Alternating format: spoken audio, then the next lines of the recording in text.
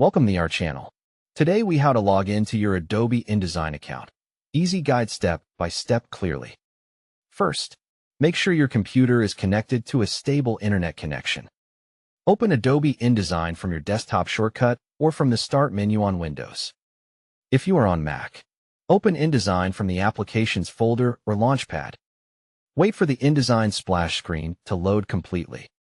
When the sign-in window appears, click Sign In to begin.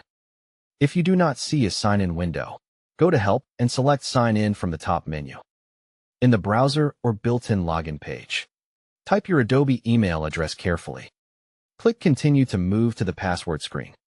Enter your Adobe account password exactly as you created it. Click Sign In to access your account. If you use Google, click Continue with Google and choose the correct Google account.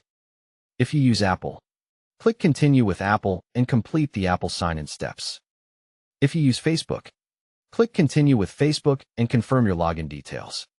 If you are prompted for two-step verification, open your email or Authenticator app, enter the verification code, and confirm to continue. If you forgot your password, click Forgot Password and follow the reset instructions.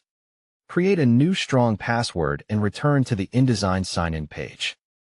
After signing in, wait for Creative Cloud Services to connect in the background. Open the Creative Cloud desktop app to confirm you are signed in to the same Adobe ID.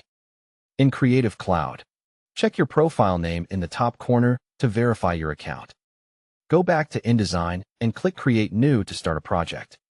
If your account is not recognized, sign out from Help and then sign in again. If you see a license message, select your plan type and click Continue.